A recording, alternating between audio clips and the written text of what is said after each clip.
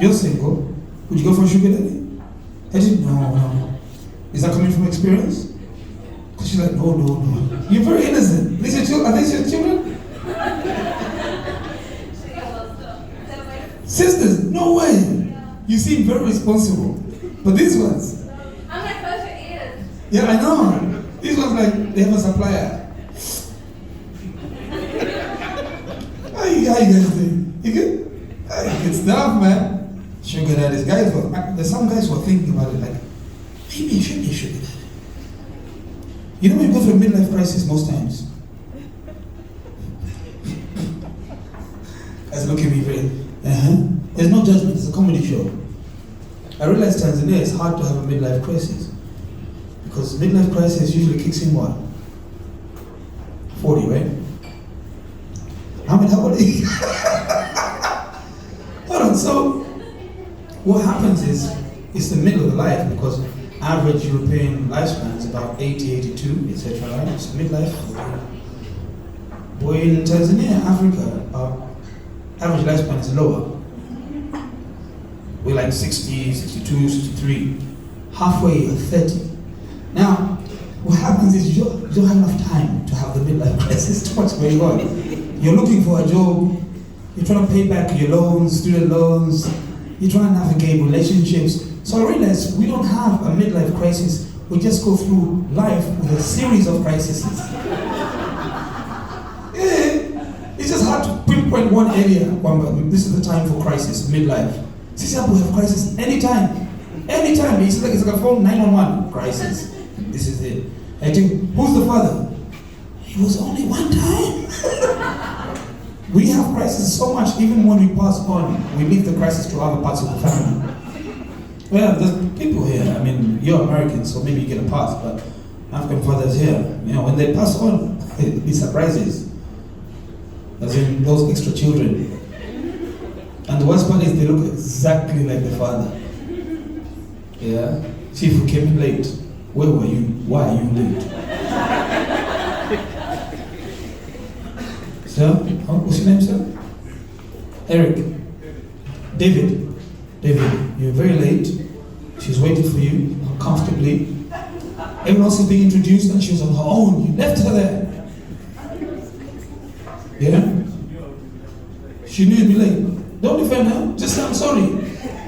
So, are you in a relationship? Here to check.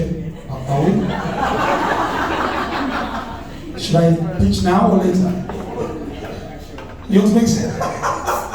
Yeah, make sure you get her enough, you make her happy. Okay?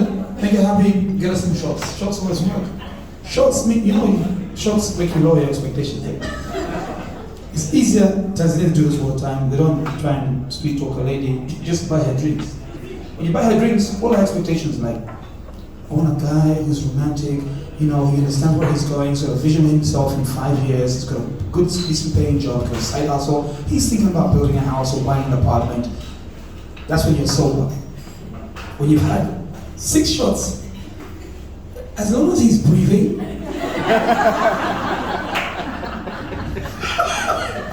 that you lower all the expectations and simple as that. You see, it's just, Bongo is nuts.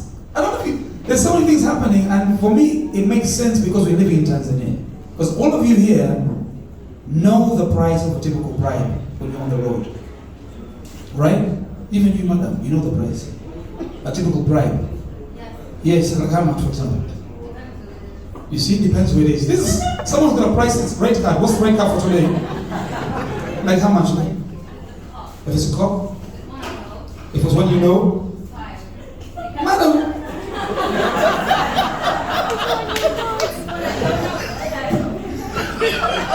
She's got the extended price list. Only few customers have this version. If it's one I know, you mean cup? I'm like, who else? Immigration officials? I gave one biscuit. You gave one biscuits? Yeah, tough times. Yeah, tough biscuits. I gave one bananas once. Banana Republic. So 5,000 shillings, 10,000 if you don't know them, right? You see? It's yeah, that's the price. Yeah. Madam, you from Holland, do you know the going price?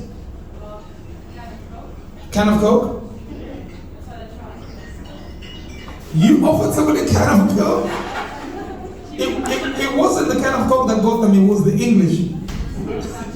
If you're like, I'm so sorry, I'm not sorry to. Okay, just go. If you do English, those guys disappear. Or there's one lady, she does this all the time. What she does is, she breaks down in tears. It starts off so well, you know. Can you please? License plate. I was happy to believe it. I was left me. And the men always like, shit. Like giving a newborn baby. Okay, go. She tried that shit on a woman. A woman traffic cop, and you know, big. Because women traffic cop, I don't know why they're built. They're like, they're just big. So this woman said, can I have your license, please? In the same deep voice. And she said, you know what? This woman's looking at her. Are you quite done? Are you finished? She gave 10,000. She leaves. Yo, it's serious. These things happen, and this is Africa for you, man. Tanzania is just like. Have you heard the story about that Chinese half marathon, the Beijing half marathon? You heard that story? There's a Chinese guy who won the Beijing half marathon. It's about 21 kilometers. There's 2 Kenyans and an Ethiopian. And it was how this guy won that caught the attention and made it a news piece. Because these 2 Kenyans, any Kenyans in the house? Kind of? Are you confused? It depends on the GDP at the time. Or who's in power? Because Ruto, I'm not Kenyan today. You're born there by Tanzania. Oh, perfect. You're like Maasai's. Maasai's have no borders. It's true. It's like someone put this here in 1882. Screw those motherfuckers. We believe in it. So, apparently, the running is not the problem. The fact is how he won. There are 2 Kenyans and an Ethiopian, and they're going, hey, come here, you can win too. And so there's a Chinese guy, and he's struggling for dear life. His face is showing, it's red. He's, you know, because when Kenyans run, you think they're not running? They're running really fast. This Chinese guy is slightly shorter, all right? And you can see, and he's blabbering something. How are these Kenyans running so fast? And they're going, come on, you can win too. And they let this guy win. And so, and it's in life. It's a public. So now they're under investigation. But I was wondering, what's the backstory? Because you know how Kenyans do it, right? You know, Kenyans do very good corruption. Their corruption is quite well advanced. All right, ours is the micro corruption, the 5,000, 10,000. We know that one. But this one, on a public stage, 2 Kenyans and an Ethiopian, you can call the Chinese something, but when it comes to connecting people, they're good. They connected Ethiopians and Kenyans. Those guys were negotiating during the running. Hey, Mr. Chinaman, if we let you win, how much? You can let me win? Okay, how much you want? How much you got? $10,000. Come on, more. $15,000. Now, there's 3 of us. $20,000. Make it 21. We split 777. Yes. At the end, they let this guy win. It's ridiculous. It's corruption on the world stage. And the guy's like, come on, Mr. Chinaman. And when he won, those guys didn't leave him. You know why? Because he owed them money. They're saying, we know what happens. So let's go now to the bank. Withdraw that money. They made money, man. This guy is nuts, man. The bongo one doesn't make sense. Yes. Oh, beautiful. We have some new guests who just arrived. Late comers. Hello, ladies in the back. You guys just arrived? The way you denied it. Who just came through? Somebody just you. The way you're in denial. I'll pretend they didn't see me. We saw you. You're right. How are you? Couple? And you're still in front? Good for you, ladies at the back. How long have you been married? Almost 6 years? 6 years. Beautiful. 6 years, next to 7. Right there. Single.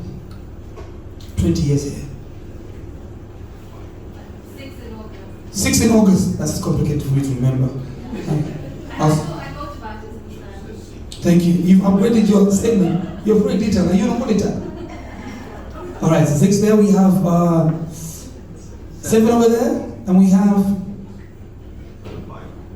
5. Married, huh? Is that your final offer? Remember your lie. If you use it later on, did I say 5 or 7? All right, well, now we're going to continue with the comedy.